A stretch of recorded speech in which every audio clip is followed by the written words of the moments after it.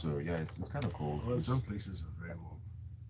Well, you know what, Mr. C, I'm not going to get into this with you. Let us focus on the papers. But before we do that, just to let our listeners know, we're streaming live on the YouTube. Yes, at Smooth 981 FM Lagos, so you can catch the live stream there. All right, let's begin in the Daily Trust newspaper here, where President Bola Ahmed Tinubu is currently holding his maiden meeting with governors across the 36 states of the Federation under the aegis of the Nigeria Governors Forum, that's the NGF, at the State House in Abuja.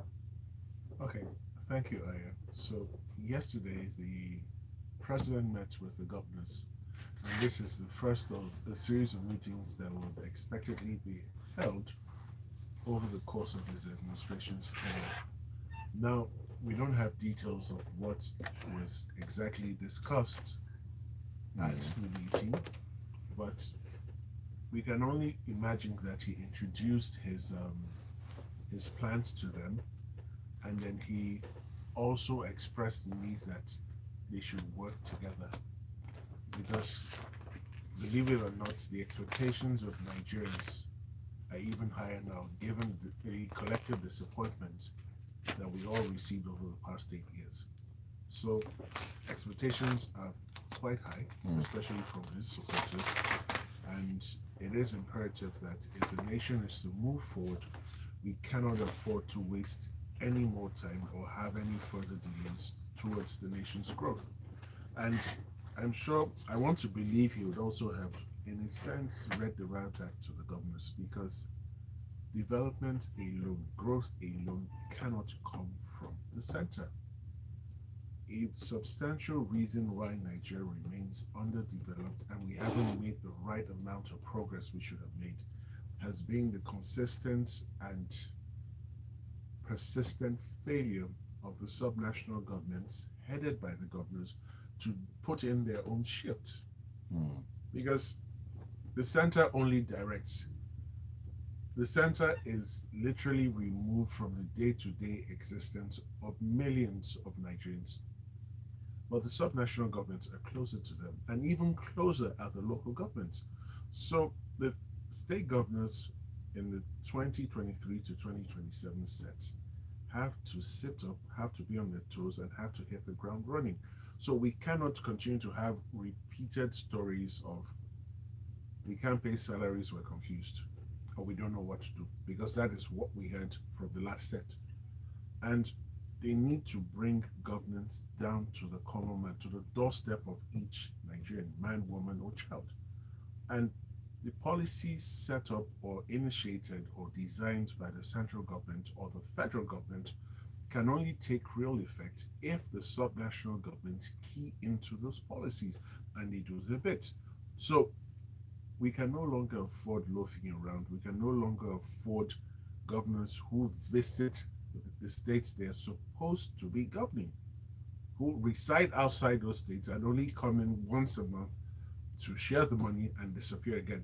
We can no longer have governors who prioritize looking for investors as opposed to doing the real job of unlocking business and economic mm. potentials in these states. I'm actually glad you talked about the subnational level because not enough focus seems to be, paid on that level of government. It's usually, oh, the center, the center, the center. Not enough focus is being put. And I think now, I believe people are more, should I say, aware of what's going on, and let's see how things are going to pan out.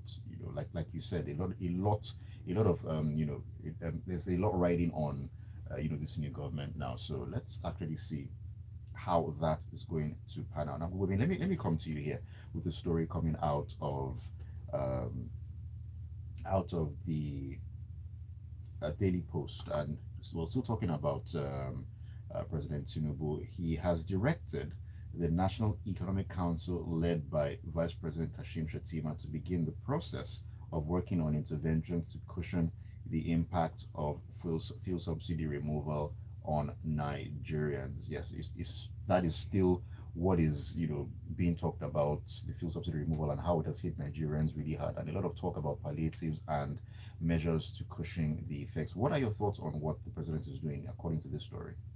Okay, so this was at a meeting that was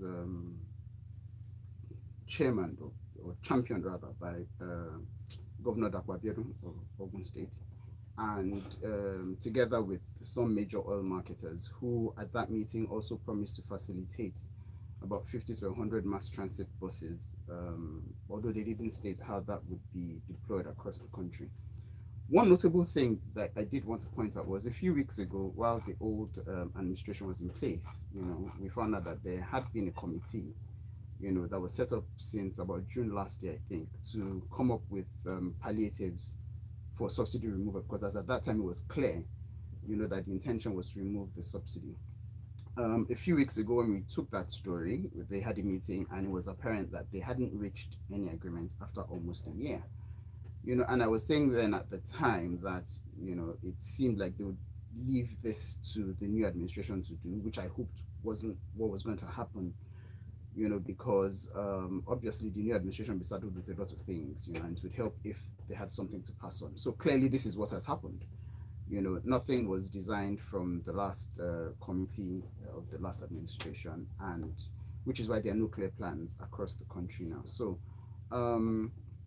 yes, so of course the ball now falls within the courts of the governors really to find out what they can do within their states. So we've seen, for example, that the governor of Kwara State has introduced a 3 day work week, and also some sort of rotational working scheme to make sure that everybody's at work. Somebody's at work at some point during the working week, which quote and unquote is commendable. Would like to see what all the other states would do as well, But this is sort of like, your house is burning, and when you should have got fire extinguishers before, so that if your house starts burning, you quickly have something to, now you're looking for Running around looking for extinguishers. Exactly. So better late than never, I guess. That's what I just have to say. But would like to see how creative, the governors get in terms of providing intervention programs. We talk about better late than never on a more frequent basis. Now, you talked about the 50 to the 100 mass transit buses. Now, my question would be, okay, more buses, all right, that's fine. But we know the situation we're in right now in terms of the traffic and so on and so forth. Now, the roads that these buses are going to run on, what condition are they in? Exactly. I mean, these are things that ordinarily you'd have said, okay, we're going to bring more buses, but aren't you supposed to also look at where these buses are supposed to run, are supposed to ply, Exactly. as opposed to, oh, just put more buses out there. Don't worry, once there are buses, it's fine. People will take them and all that. But shouldn't there also be, in terms of these palliatives, shouldn't there be a more concrete approach to this? Not just, oh, let's give them more money, but let's put things in place in terms of infrastructure that ordinarily would make their lives a lot easier. Yeah, so that's why I said, I'd like to see how creative they get with intervention programs, because putting buses on the road is just one thing. There are a lot of other things that they could look at as well to support even transportation systems and also livelihood of people as well, not just even for public servants, which is what Kwara State has done, but things that can cascade into the livelihood of all of the citizens. All right.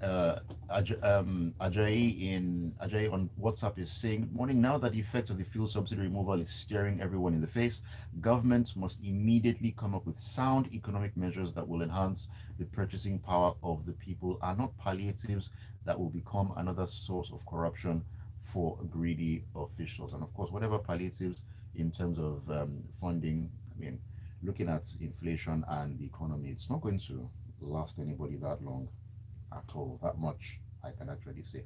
All right, Mr. C, let's talk about this story. A sad one here, and it's from the Premium Times, where the Nigerian Air Force has finally taken responsibility for the deadly airstrike on Kwatiri, a rural community in Nasarawa State, north central Nigeria, after months of uncertainties about the identities of the attackers. The new report by the Human Rights Watch has said. Okay, so thank you, Ayub. So sometime in January this year, there was an airstrike that killed 39 people officially. The official accounts indicate 39 people, presumably all Nigerians, lost their lives. And our thoughts continue to go out to their families and their loved ones. Now, the first thing that beats my mind is how we're never able to put a name to people who died. It's always just figures. Yes, it's always as if the Nigerian life is almost worthless. And the media needs to stop this. They need to put in more effort, name the individuals. There's a reason they're human beings, and it's part of, according to them, their dignity. Now, moving on, in the immediate aftermath of that airstrike, the Nasarawa state governor then was reportedly quoted as saying the Nigerian Air Force did not conduct any operations within that period. And I found that a bit strange. One, you're not an official of the Nigerian Air Force. You're probably not on the Security Council. So how would you know if an operation was done? And it seems so sudden, so quick, which is in tandem with the tendency of Nigerian public officials to quickly issue statements in the aftermath of events without carrying out a proper investigation or a proper inquiry. Now, 6 months down the line, the Nigerian Air Force has reportedly admitted conducting a strike, but has refused to give further details around the strike beyond saying they acted upon intelligence received from security partners. Now, whilst that may be true, whilst that may be correct, there is a worrying concern, and this is a worrying concern. Yes, you received the information from your security partners. Did you verify the information? Was there somebody on ground to confirm that the target to be lit from the sky was actually the proper target? Because in other countries where they conduct similar operations, there are usually people on the ground who confirm that the target to be hit is actually the target, and you can go on, and they literally light up the target from the ground. So the aircraft in the air or the aerial platform, They know where they're going to. focuses on that light and carries out its operation. Does that happen here? We probably will never know. Now, in the absence of an investigation, what steps, what processes, what procedures have been put in place to ensure that this will never be repeated again? Because I dare say this is not the first time there have been airstrikes in which innocent people died. Now, when it becomes a recurring series, it then begs the question: is it that they're getting faulty intel? Is it that there's some plan which runs contrary to state policy that is also being affected? And how is it possible that you cannot distinguish between herders who have gone to pay fines for seized cattle and terrorists? So what sort of technology are we using? Are we using heat sensing technology? Are we using infrareds that can determine whether a person walking has a weapon or not? And then people who are armed, who are engaged in insurgency operations, in terrorist operations, they have a formation. No matter how badly trained or well trained they always have a formation. So this begs the question: in serious countries, after every operation, there's a debrief to go over that mission to see what went right, what went wrong, what they luckily escaped with, and how to get better. Was there a mission debrief after this airstrike? If there was, what lessons were learned? So these are questions only the security agencies can answer, and we do hope that there won't be a repeat of this again, but fingers crossed. Fingers crossed. Really hope another one doesn't happen any time soon or ever. I think that's a more appropriate way. Listen to Smooth 98.1, your love music, love life station. Freshly Pressed will continue shortly. Do stay with us. Oh, and you're listening to Smooth Breakfast. The sporting world never loses. Do we even have proper intelligence? Anyhowness. Anyhowness. Thank you. Anyhowness. We can intelligence. If they want to tell you what everything we've done over the past 2 weeks, the reprint stuff I show you, you won't be able to challenge this. You'll be shocked. They'll tell you who called you, they'll tell you where you were standing when you received the call, what mannerisms you undertook, and all of that. But like you also said, anyhowness, did you, okay, let's say that you didn't verify the information. After the operation strike, was there a debrief? What happened? You guys talk to yourselves. And then when you carry out the airstrike, the people on the ground should also confirm whether it was successful or not. You know how we do it in Nigeria. Just keep everything on the low. Just cover up everything and all. All right, welcome back to Freshly Pressed on Smooth 98.1. You can be part of the conversation this morning by sending your messages to us via WhatsApp on 0809 444 981. And speaking of WhatsApp, let me take a couple of messages here before we go on to our next story. This message is from Barrister Dan, who says, "Good morning. I want to commend the president for having the political will to remove the fuel subsidy. The government should ensure that the palliatives actually reach and have an impact on the lives of Nigerians." Victor says, "Is there any country where fuel is bought at a high price and the roads are this bad like we have on this Lekki Ekpe Expressway axis? We burn this expensive fuel on poor infrastructure. That's just another wastage caused by poor government planning." Chibuzo said, "Sad that public officials do not understand their responsibility is to citizens. They keep falling over themselves to make excuses. It's us versus them in their heads.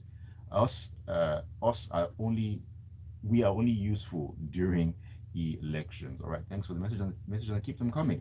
All right, but let's go back to the stories here from the Vanguard.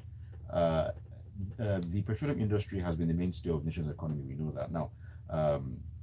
The Nigerian Union of Petroleum and Natural Gas Workers, NUPENG, outlined some of the challenges the new government of President Bola Tinubu urgently must address to sustain and guarantee industry peace and growth of the sector. Okay, so this was from the President and General Secretary of NUPENG. And specifically, they said it's very important to bring to your immediate attention the humanizing state of employment and working conditions of Nigerians in the Nigeria oil and gas industry, most especially the blue-collar workers. There is increasing degeneration, indecency, and precariousness of employment and working conditions in the industry. This can also be said to be one of the causes of the increasing frustration, crime, violence, and restiveness among the youth, who are continuously being alienated in their fatherland. This is the state of employment across various industries in Nigeria, not just the oil and gas sector. So hearing things like this, one begins to wonder what the Ministry of Labor and Employment has been doing, not just in the oil and gas sector, but across, various industries. Because we hear things like this, for example, in manufacturing. We hear things like this in, other production industries, for example, where, they have to use machinery and things like that, even within the service industry. And not just even within public sector, also within private sector. So really, there are issues everywhere, but narrowing it down to the oil and gas industry. So it's apparent, obviously, that a lot of our problems are people problems. So when we talk about oil and gas, oil theft, now oil production has severely reduced over the years. It's sabotage, really. Could the sabotage be said to be from even those who are employed within the sector, for example? If they are not directly complicit, could they be aiding those who are complicit?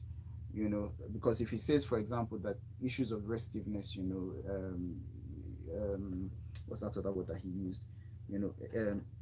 Precariousness of employment. So when people feel cheated, for example, there's a possibility that they can look for alternative means to improve their position, especially if they feel that they have a right to it. So some of our problems may actually be people problems, and those people problems could actually be from some of the workers within the sector. So, well, as of now, oil is a major income earner, so it's important to put this, front burner as well. But then again, even if there's a drive to look at the working conditions across the oil and gas industry, it's also important that there should be quote unquote punitive measures for those who are found to be complicit in shortchanging the nation. So if there's a possibility that there are workers who are also involved in all of these issues that are stunting the growth of the oil and gas sector, they must also be brought to book.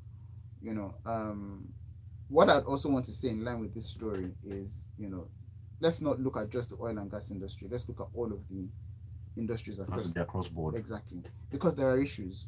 The employment issues, health issues, so many different issues that need to be looked at.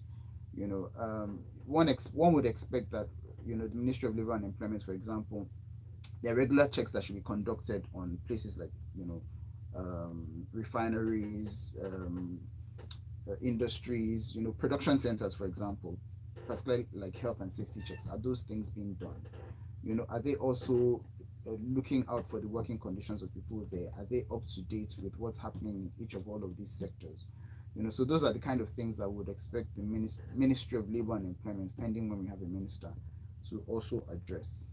Mm. And this actually goes to the issue of there not being any consequence to to certain actions. I mean, things happen, and then we talk about doing investigations and so on and so forth. At the end of the day, nothing comes out of it. We've talked about the oil theft and so on. Nothing has come out of that, and we keep complaining about having a revenue problem, and we know what one of the issues are concerning the oil. So ideally, you would think you would think that a lot of focus will be put there to plug the gap in order to raise the revenues. But hey, here we are, I guess. All right, let's take messages from WhatsApp really quickly here. This is from Jerry. He says, "Good morning, all. If you're trusting the government, you can trust the devil to tell you the truth. The only way out of our present quagmire is cutting cost of governance. I can't trust these guys with such political will, to knowing too well what it takes a lot that it takes a lot of self-discipline, not ridiculous offices they are opening." All right, Jerry, thank you for your message. William says Mr. C has watched too many movies, but therein lies some wisdom. Thank you for your message, Williams. Mr. C, I don't know if you want to comment on the fact that you've watched a lot of movies. But anyways, let's head back to the Daily Trust, where the Depots and Petroleum Product Marketers Association of Nigeria, that's DAPMAN, on Wednesday in Abuja pledged its support for the federal government's removal of fuel subsidies. The association chairperson, Demunifred Apani, made the disclosure at the end of a meeting with the president and said the association would also support the government's palliative measures by providing between 50 and 100 mass transit buses. Now, these issues, Mr. C, I just want to get your take on these issues of the palliatives, the measures that that are being said and the government are putting in place.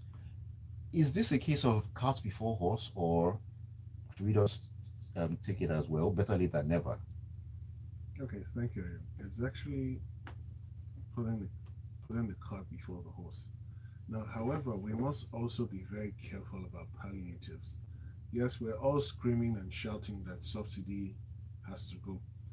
Now, I made this point on Monday, and I'm going to repeat it here again for those who didn't listen or couldn't hear. Subsidy in itself is not bad. It is the way, it is a nonsensical manner, the absurd manner in which it has been exercised or operated here that is the problem. Now, in every society, there's one form of subsidy or the other. So you'll find that in some of the developed countries, unemployed people get some sort of allowance every week or every month or at stated intervals. That is a subsidy. In the US, when the price of crude oil goes really, really high, you find the various subnational governments trying to intervene by providing some sort of temporary stopgap measures to ensure that the end consumers don't feel the full to cushion the effects. Now, here, we're now talking, Labour is now talking about palliatives, and they're refusing or unable to see the bigger picture. Palliatives in themselves are also another form of subsidy. Call it whatever name you like. When you strip the fluff, what is the real substance of palliative? It's a subsidy. Now, the bigger question, which they haven't yet started tackling, is what is the current administration at the federal and subnational level prepared to do, one, to increase the ease of doing business, creating a better environment for business to thrive, because those are the sort of things long term that will resolve what's going on. For how long will you give palliatives? Why not create an enabling environment that the private sector can come in more? Foreign direct investors, foreign portfolio investors can come in, bring in their huge amounts of capital, plug it into the different sectors of the economy that need funding, and then get their money out. And why don't you commit to harmonizing the differential between the official market rate and the parallel market rate? And even at the official window, there are several sub windows with different rates. Why not harmonize all of that? Something the president has spoken about as well. It's one thing to speak about it, it's another thing to get results, because the previous guy who left said a lot of wonderful things. 8 years after, I think the jury's out, the jury's certain about what he didn't do. Also, make it completely easy for foreign investors to get their money out, to repatriate their money out. Once those two things happen, we will get the amount of funding we need in. And when that amount of funding comes in, you will discover that more business opportunities are created, more jobs, direct, indirect, will be created, there will be more commerce, and that the standard of lives of the people will increase. And for those who are in doubt about what I'm saying, I'll take you back. The period between 1999 and 2007 were easily some of the best years in Nigeria's entire history. The economy grew year on year, sustained continuous growth. And this is what needs to be replicated, and once replicated, it is what needs to be maintained. So palliatives will only go so far until when the store from which the palliatives are coming out is exhausted. We should be thinking long term.